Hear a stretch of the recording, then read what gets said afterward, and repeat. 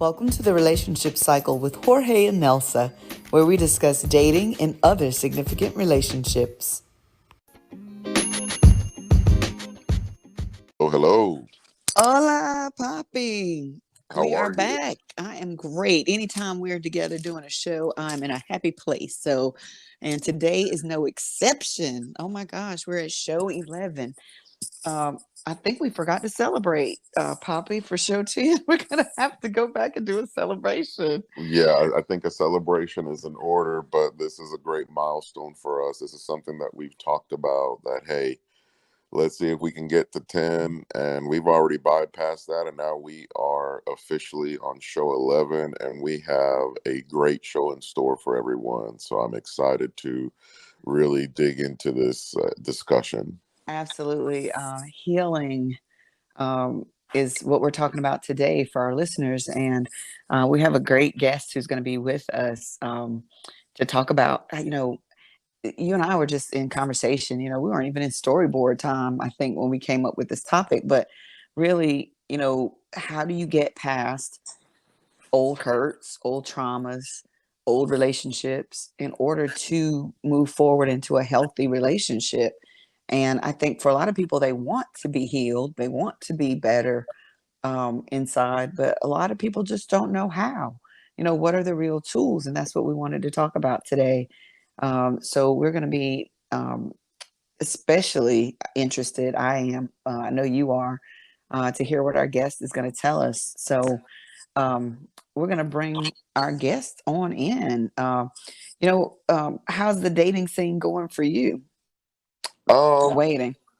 Nothing too riveting at this point. I mean, I think it's probably TBD. So I will tell you this. When it comes to dating, there's times where I will fall off the grid, whether it be because just of other things that I have going on or because I'm spending time with friends or family. So sometimes I'll take a 2-3 hiatus, 2 or 3 week hiatus, Hmm. or I just focus my attention on other things. And then, when I can fit it in, I jump back on the horse, but it's not like a job where it has to be like a constant, 24/7 thing. To me, it's like, hey, when it feels right and when it's appropriate, I focus on it. And when it's not, I prioritize.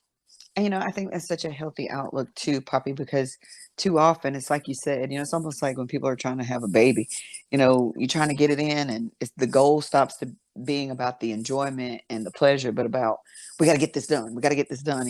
Doctors would say, um, that's not how it works. You put too much stress on yourself. And I think dating is very similar to that. Like if you are constantly in that needy, it's a place of need, I think, almost Right. where until you can get that worked out, it's not going to work the way you think. You're not going to find that kind of happiness or that organic connection with somebody. But, again, I think that all comes down to our topic today, healing. So um, let us take a quick break and we'll be back with our guest. And I know you'll be introing our guest. So we'll take a short break and be right back. Don't go away.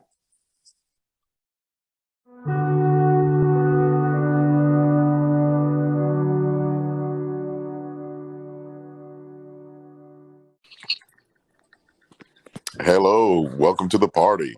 Awesome. Hello. We are back and have our wonderful guest to join us. So, Jorge, why don't you introduce our expert for today's topic? Well, we have Miss H.M.Humphrey, and she is a licensed clinical mental health counselor. And so she has experience working with individuals and couples with lots of different things, including anxiety, depression, bipolar, trauma, and relationship distress. And obviously, the focus that we want to have today is to talk about some healthy ways to deal with romantic breakups. And I say romantic breakups because not everyone is in a quote unquote traditional relationship. However, that does not mean that feelings and emotional attachment can manifest. So I definitely want to really focus on that and also just everyday normal tips on how to keep a healthy mental state individually as a person. Right. And also, we've talked about HM, and welcome to the show. Thank you. Thank you for being with us today. But Absolutely. even how do you get to a place to have a relationship or maintain one if you haven't really healed from, past trauma, past, even if it's not relationship based, there are a lot of people that are walking around with family hurts that are impacting their relationships. But at any rate, just tell us a little bit about your background and uh, how you've managed to maybe help some couples to date. hmm Well, thank you, first of all, for having me on. It's really a pleasure to be with you today. And I love that you are asking these questions. They're such important questions and they're universally applicable to everyone, right? So I completely agree with your curiosity here, particularly what you said, Jorge, that, maybe folks listening, a lot of us are not necessarily in committed relationships or conventional relationships. Maybe we are walking out of a relationship. We're in that sort of breakup space and maybe floating a little bit around in the universe, so to speak, not sure what to make of it, right? So we're all in different stages and we're all in different processes with ourselves and with each other. And I love the questions. And you asked Nelsa, tell you a little bit about what I do. And I do see a variety of folks, individual and couples, but really my specialty area and my primary area of interest is working with couples. Mm-hmm.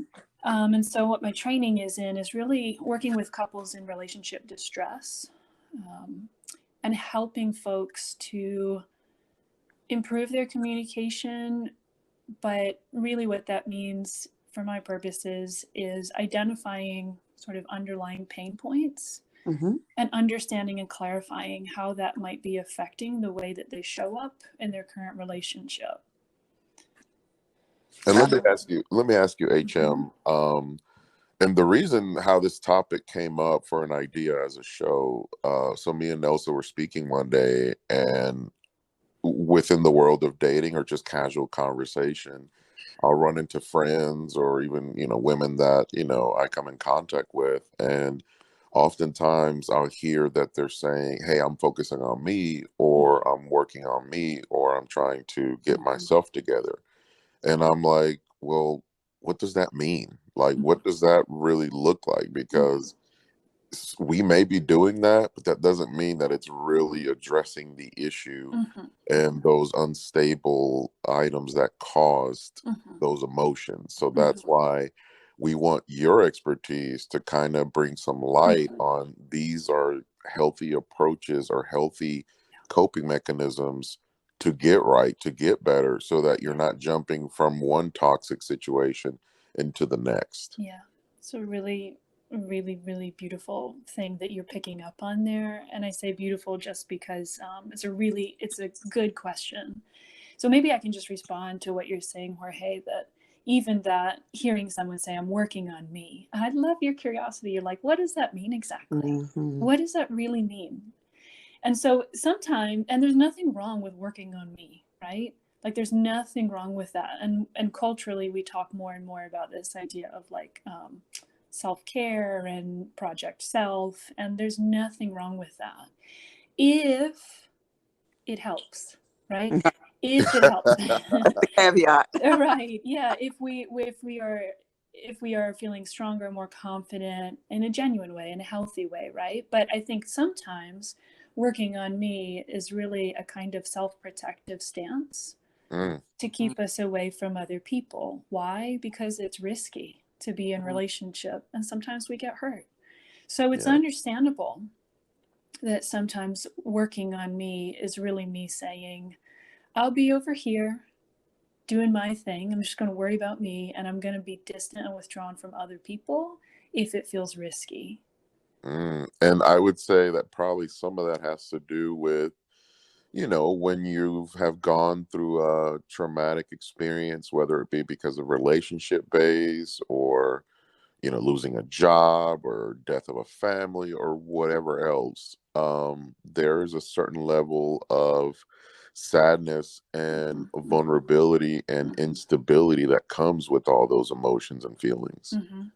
Absolutely. Yeah, and it's really important that we see that and just extend some compassion, you know, either to ourselves or to other people who are in that space, because it's extremely painful. So, yeah, it's extremely painful. And maybe I can just back up a little bit here and talk a little bit about this idea, if that would be helpful. Absolutely. Yeah. So, you know, one of the questions you had asked me earlier, Nelsa, off air, is really like your curiosity about, is there kind of a commonality for folks who are maybe out of a relationship in that sort of breakup space, who are maybe having some trouble healing? And there absolutely is. And I would like to talk about this concept of raw spots. And, you know, we all have this need to be in some kind of relationship, even if it's not a conventional kind of partnership, right? Boyfriend, girlfriend, husband, wife.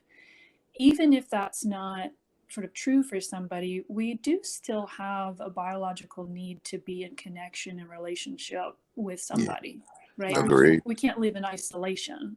Right. And so this concept of a raw spot is really like a hypersensitivity that gets formed if we've had like bad experiences repeatedly, right? And sometimes that comes from childhood, but raw spots can certainly be formed in adult relationships as well. And so, although I'm mostly talking about this in terms of like couple relationships, you could really honestly, this is still true in, you know, parent, child, friend, even like coworker, or boss, employee, right? Like any kind of relationship, there is a potential to get burned or hurt or betrayed or whatever it is. So the commonality is that we all walk around with these raw spots, and we're not always super aware of them, right? Like, it's not that we're always like in active pain every day. Sometimes we're just living our lives and we feel all right. But, you know, raw spots, again, can be defined as hypersensitivity, places that are formed that are pain points. So if we go through a breakup, it's really normal. We all ask certain questions, even if we're not consciously aware that we're asking them. Right. You know, we carry around these insecurities that ask, you know, am I valuable? Am I enough? Do my needs matter? You know, am I important? Can I depend on another person to be there for me when I'm in need? Am I too much? Am I wanted? Am I desired? Am I enough for my partner? Am I enough to make my partner happy? Am I enough to support my partner? And when, you know, so often when a relationship doesn't last, these are the kinds of insecurities where the volume just goes way up, right? Like we experience maybe more doubt or more self-doubt, more uncertainty. And so one thing that we could think about, you know, is number one, just even recognizing that that's our experience, you know, and that sounds so obvious, but a lot of the time we're not super aware.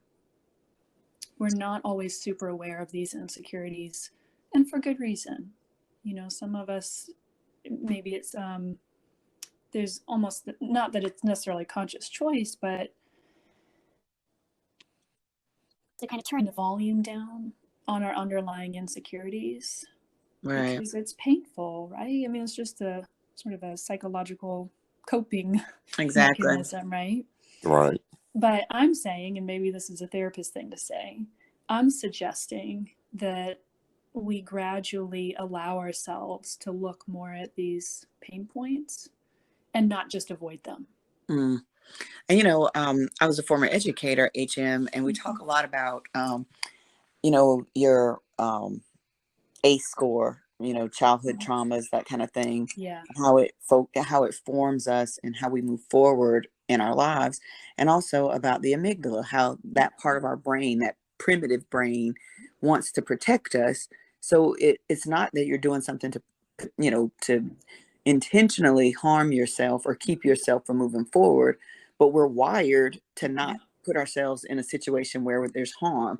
And even though it may not be physical harm all the time, even emotional harm creates those same sort of reactions and responses inside of us. Freeze, flight, freeze, fawn, all of those things, fight, whatever.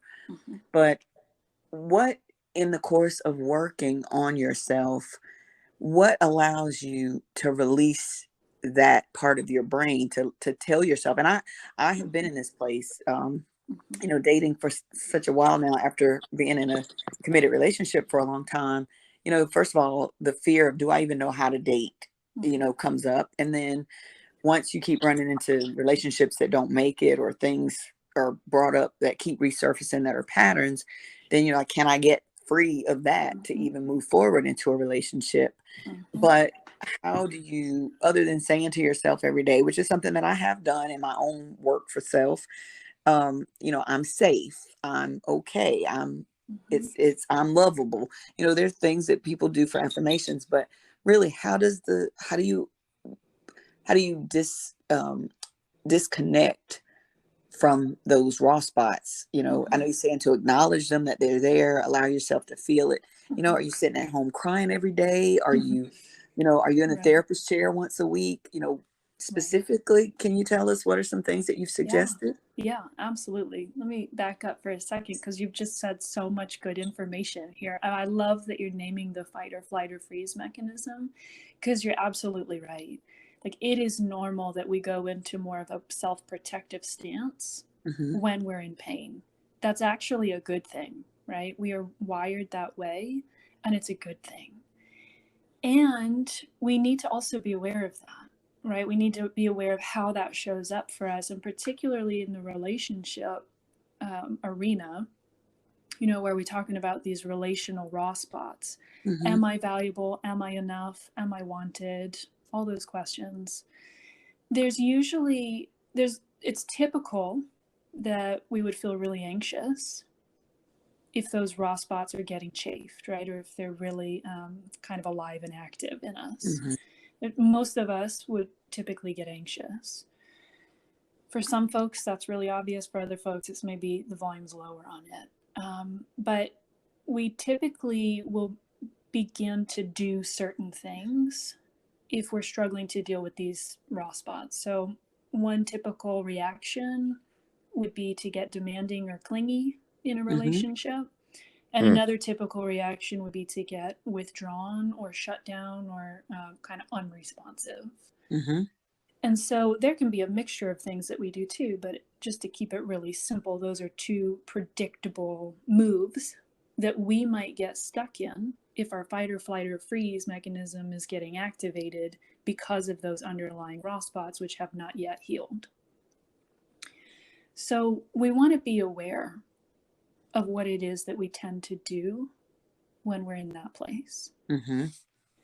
And you were naming, Nelsa, you're naming a lot of beautiful examples of kind of self-soothing, self-regulatory skills and practices, which are awesome. You named a lot of different things, like the way that you speak to yourself. You're really trying to practice that compassion. I'm safe. I'm okay. I'm here now. Right? Those kinds of things are really, really helpful for in the moment regulation if you're starting to feel like quite anxious or activated. Like, it's normal to feel even panicky. Right. If these kind of raw spots are getting chafed, which is just an indication of how important it is for us to be able to feel safe in relationships. So, and by safe, I mean like confident as well, right? Not just like physical safety. Not questioning yourself as things going well and self-sabotaging. Exactly. So, you asked, like, beyond that, what can be done? And so there is that self-regulatory piece that you're naming, but it cannot be done. You can't be healed in a vacuum, right? None of us can. And so it requires us not to completely avoid relationship either. Mm. Like you need to practice maybe. Yeah, you need to, healing comes through connection as well. Mm-hmm. So even if you're not in a romantic partnership, you can still practice healing through connection, right? I mean, think about like a good friend. There's room, to kind of share about these underlying pain points and to just ask for the kind of reassurance or comfort, that we might need. Comfort's a big deal. We need that. And so that's a piece of this too, right? Is this healing doesn't happen in a vacuum. Relational healing does not happen in a vacuum. It just can't. The math doesn't work, right? Like relational healing has to involve another person. And So, I want to reiterate that too for the mhm, listeners, because in case somebody missed that, I always say we need to repeat that for the person in the back. mhm, You cannot heal in a vacuum. You cannot be by yourself forever and think that you're going to heal, because you're almost, it sounds to me the way you're describing it, HM, is like people are really nursing the hurt as opposed to getting through it. Like we're going to keep that band-aid on, and that wound is still going to be up under there, a little bloody mess, if we don't take the band-aid off and allow ourselves to get connected again. And not just saying that you got to jump from one relationship to another, because I think that's a whole nother mhm, issue in itself and probably another show for another day. But you know reconnecting with family and friends, reconnecting, through volunteer work, doing something where there are other people that you can safely re-enter mhm, life with humans. But I know there's so many people that I know personally who are so, I don't need a man. There's so many women that have that mentality, or I don't need another person. I got this. I can do me. mhm, And it's such a defensive sound when they say mhm, it. It's almost like, ooh, mhm. there's still a lot of unresolved issues. So I appreciate you even putting that out there, because I think sometimes that I'm doing me mentality means to isolate, Right. to pull back, to hide, do whatever it takes to not get hurt. But you're never going to heal in that Mhm. loneliness. Like it creates a sort of loneliness, I think. It does. Very isolating. Yeah, it's very isolating. And you're using the right kind of language here, that it can be a defensive position, self-protective position, right? And so Right. this is always the relationship dilemma, is that we do need to be in relationship with people. We do need connection. We need to be known and to feel known, and we need to know others. And yet we also need to feel safe and protected. And so there's just always an inherent risk in being in really any kind of relationship, if it's real, if it's meaningful, if it's of substance, right? There's Right. always a risk, and we cannot avoid risk. That would be worse. It would be worse to be in isolation. Um, so, yeah, so it is wanting to be aware, of what it looks like or feels like in our bodies, even when we are in more so of that self-protective position, and just very gradually learning how to take some small risks when, so an example of this might be like you've gone through a breakup and you're really, really hurting and you're really struggling with self-confidence, and maybe that raw spot is really asking, am I that desirable? Do people want to be with me? Am I too much for other people? Mm, And you might feel your body, you may feel that very loudly on the mm-hmm. inside, but you may feel very, very reluctant to actually vocalize. Even to like a good friend, you might be very hesitant to vocalize that, yes, I'm having this insecurity ever since my breakup happened. So that would be a great moment just to notice that, like, man, I'd love to be able to talk about this pain and maybe get a little comfort from my friend. But I also notice that it's hard to say it out loud. So might be a great moment, particularly if you're pretty sure that your friend would respond well. It's Mm-hmm. kind of a low risk, right? Right. So, but that would be a great moment to just try and take that opportunity to say, I'm still hurting over this, really struggling with some self doubt. Could I tell you a little bit about it? and just receive some comfort from your friend. So that would be an example, right? Of Mm-hmm. like actively trying to take some risk. When does a person need to see a therapist, you think? When is it from, I've got this, I'm moving forward, and when do you feel like there are real underlying issues that maybe you need a professional to help you get through it? Mm-hmm. I think it's a little different for every person, right? There's no sort of like perfect formula for that. But Mm-hmm. I do get a lot of clients who come in where they get to a point where they recognize, okay, this is really hurting, and I'm seeing a pattern in past relationship experiences. And sometimes they'll come in because they know that they want to work their way back to a relationship again in the future, hopefully, but they also know that they're not open to it, right? So they're in self-protective land, and they're not quite ready to Mm-hmm. take the risk, but they know that they want to go in that direction. So they need some more support, and they haven't maybe quite figured out kind of how to be open and be willing to take the risk. So I think particularly if you're just feeling really scared, if you're feeling quite anxious about the whole question, it might be a good moment to think about working with a relationship therapist. Mm-hmm. And then, again, part of it's sometimes we can look back and we can see patterns of how we show up in relationship. And we know that we don't just want to get stuck in the same cycles or the same patterns moving forward.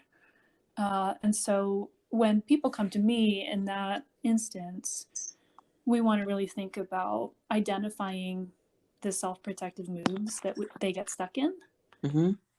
and then figuring out how to do a different move, basically, right? How to take more risk, how to do it in a way that's genuinely vulnerable, not attacking other people, right? But taking Right. ownership, taking that humble risk to be vulnerable and to ask for more of what they need. So that sounds great on paper. Some of that, if somebody's has started a dating relationship and finding that they're repeating old patterns, then it's really great if both partners can come in and we can understand how now we have two people who maybe are carrying some raw spots that are getting triggered, going into their fight or flight or freeze, getting stuck in self-protective moves. It can be really helpful, to do couples therapy in that case, so that we can figure out how are you guys getting stuck, and let's figure out how to learn some new moves in this place. So HM, let me ask you, because I hear this all the time where people break up with people and they still try to remain friends or try to remain close with each other. And I would say that, there's a couple of caveats. Like if there's children involved, then Mm-hmm. it's understandable that communication or connection still needs to be there. Or maybe if there's a business involved that they were a part of or whatnot, then those are understandable. But Mm-hmm. oftentimes a lot of people try to hold on to those toxic individuals, even if they're not dating them or romantically with them. Mm-hmm. Can you tell me your thoughts on the risk of that and why people tend to do that still? Yeah, it's a really good question. And I think I agree with you, Jorge, that it does depend on the situation, and like holding on to a relationship, even on a friendship level, is not always a bad thing. It really just depends on how, to use your word toxic, right? It depends on kind of what the dynamic actually is, right? And I think one thing that would maybe helpful to ask ourselves in situations like that is, why am I still holding on to this? Like, what am I getting from it? What's the usefulness of this for me? But also, what is it costing me to really hold on to this? And that can be helpful. If we're holding on, there's usually good reason. There's often maybe a sense of validation, or sometimes completely letting go might feel scarier than even holding on to something that doesn't feel super great. That's how Right. the devil you know is better than the one you That's don't. right. Yeah. Well, because also being in isolation is like the worst feeling ever. It's so counterintuitive to how we're really designed. So, yeah, I think it really depends on the situation, but generally trying to reflect on what are the good reasons that I'm really holding on to this, even if it's just it helps me to not be so panicked at the Mm, thought of completely letting go. Well, you know what? I would view that as like a valid reason for why you might be holding on. But then, of course, asking this question of, yeah, but also what is it costing me yeah. to stay here? And that's a really good question, right? Because there may be all kinds of things, all kinds of limitations, or even detrimental effects of really holding on to something. Mm. That's pretty deep, HM. And I know I've sometimes, I always like to use myself as an example to let people know that they're not alone in what they're Yeah. going through. But I know I've been in places where it felt better to just stay connected than Yeah. start over. Sometimes, Mm-hmm. um, and I can say this as a woman anyway. I don't know how other women might feel, but sometimes you think, I've gotten older. I may not be Mm-hmm. the same youthful age that, Mm-hmm. most of the dating singles are. So are there really people looking for, a 40 something year old, divorced mother of three and what that entails? Mm-hmm. And I think that really is a part of that, taking inventory of who you are, what you have to offer, and it really how you're wanting to connect. Like, I'm not going out looking for somebody who is, ready for children or Mm-hmm. youthful and want to do everything clubbing and all that kind of stuff. But I think sometimes we go into our younger stage when we're thinking about dating, but dating looks different as you mature, as you go through experiences. And I don't know, taking stock of what you want as opposed to, I've been very externally motivated a lot in my life, and I'm starting to, really sit in my own mind and really sit in my own desires and stop wondering if somebody will want me and starting to think, do I want you? you know, That's right. Yeah. I just think sometimes that Mm-hmm. that power dynamic is a part of the healing process Mm-hmm. too, where Mm-hmm. you don't feel very powerful after you've gone through something, but learning to start seeing yourself as, you know, as a victor and not a victim, Yeah. not putting yourself in the role of poor, pitiful me, but like you said, showing compassion, of course, and being authentic about things. But, really moving forward has to do with what you want in this season of your life. I often think not being selfish, but Mm-hmm. really being self-motivated, Yeah. I suppose is the word. But Yeah. um, at what point, and I think healing is a cycle. So don't think I'm asking this in a linear fashion at all. But Mm-hmm. at what point can a person really acknowledge or become aware that, yeah, I've healed from some of this? Because I think we often talk about the hurt, Mm-hmm. but then we don't recognize how far we've come from where we were. Right. Yeah. Absolutely. Yeah. I mean, I think there's a lot of different signals, or signs that might let somebody know that they're healing. I mean, even what you're just describing here, Nelsa, it sounds like a very much a growth mentality, right? So this is a change, right? You could look back and Mhm. think like, oh, I'm thinking a little bit differently about myself and relationship than I was maybe right after the ending of that other relationship. Having some awareness and confidence of what it is that you have unique things to offer and that you could offer and really be a gift to somebody in their life, and that there's certain needs that you have as well, right? I mean, I heard that you're kind of saying, what is it that I want? So you're identifying even your own longings, which is probably connected to certain things that you feel that you need, and that's really healthy. That's really healthy. So your question of like, how do we know that we've healed? I mean, I think I agree with you, it's always in process. There may be part of us that's like, that does still feel insecure, even though we are growing and we are stronger. Those raw spots never really completely go away, and we don't need them to. But we know that we are healing when we're not just only sort of steeped in that pain all the time. We're having other thoughts too, like maybe I do have things to offer. And you know what? I know that I have things to offer.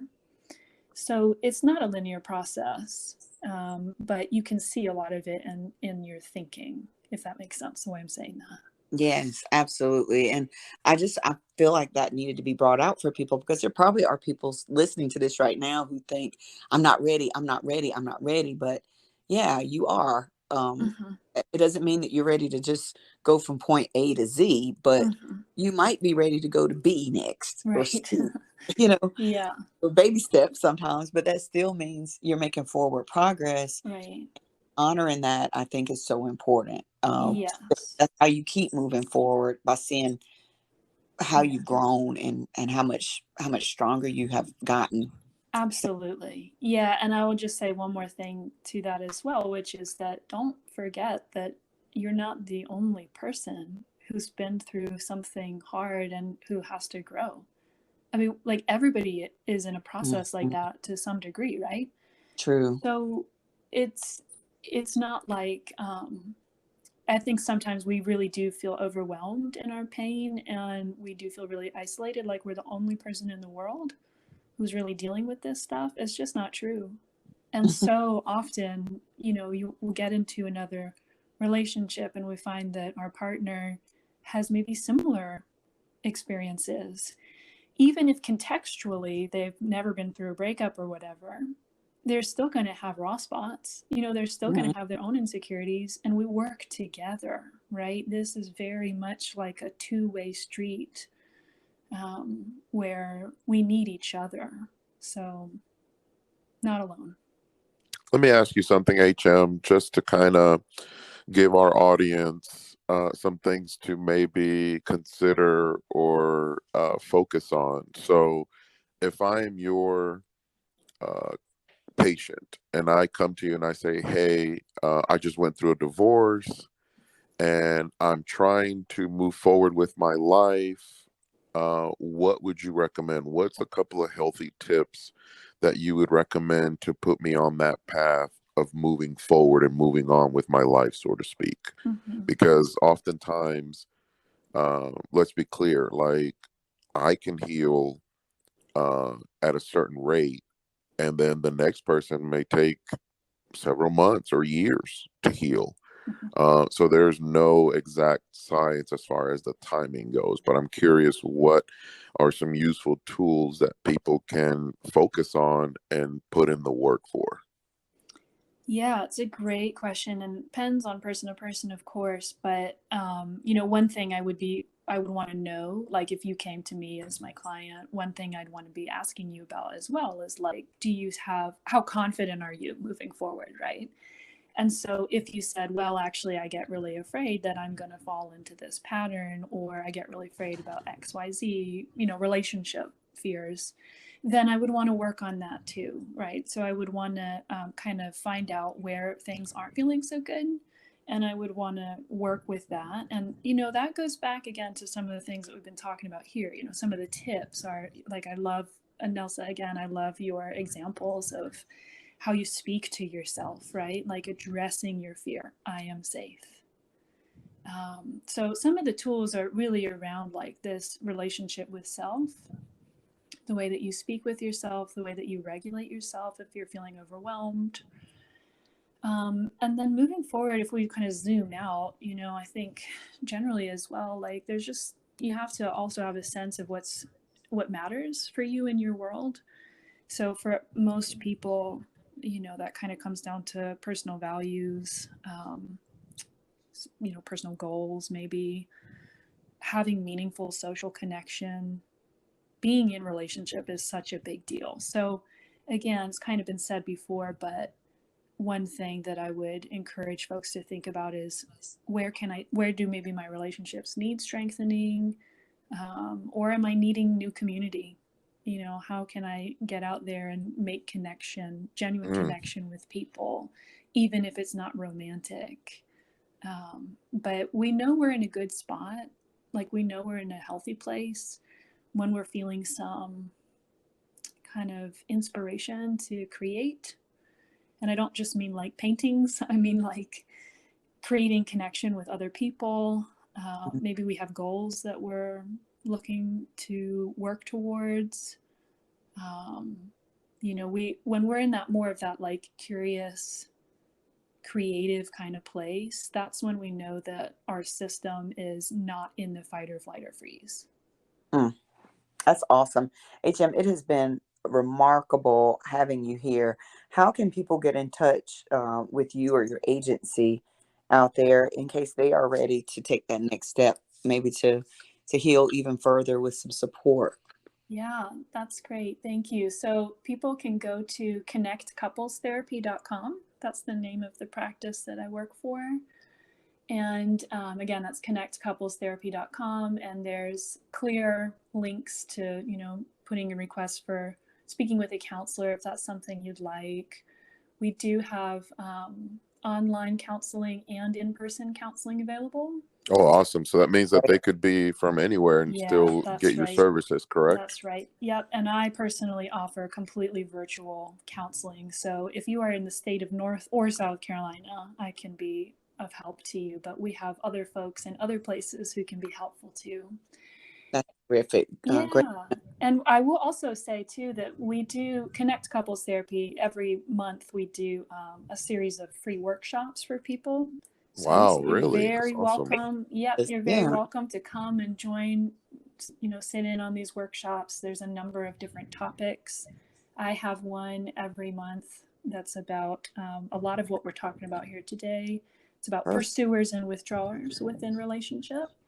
Mm. So a lot of resources here for you. We also have a blog where we routinely put out some material for folks to access. Well, I can tell you that I will definitely be recommending you and your services to people that I come across who maybe think that they could benefit from, getting professional counseling. I think it's important in today's society to get to a point where therapy should be looked on as a positive move or a step forward. I think oftentimes before it would be seen from a negative perspective, but I want people to actually embrace and see therapy as a way of, hey, I'm getting a handle on this and I'm trying to work and move forward and better myself. Absolutely, Poppy. Absolutely. But HM, thank you again for being with us today. We will have the ConnectCouplesTherapy.com listed in our show notes here on Anchor in the description or on Spotify. And again, this has been one of the best shows I think we've had to date, just because I think this is something that people are really looking forward to doing. Like, how can I heal? So folks, we hope this has been helpful to you. Poppy and HM, it's been a great show, and we'll catch you next time. Thank you so much. We will definitely have to do a part 2 at some point. Yes, that sounds great. We really enjoyed your company and your knowledge and your richful conversation. So thank you so much. Thank you. It's a pleasure to be here. We'll catch you next time here on the Relationship Cycle with Jorge and Nelsa. Thanks for joining us today on the Relationship Cycle with Jorge and Nelsa. Do you have show ideas? Email us at jorgeandnelsa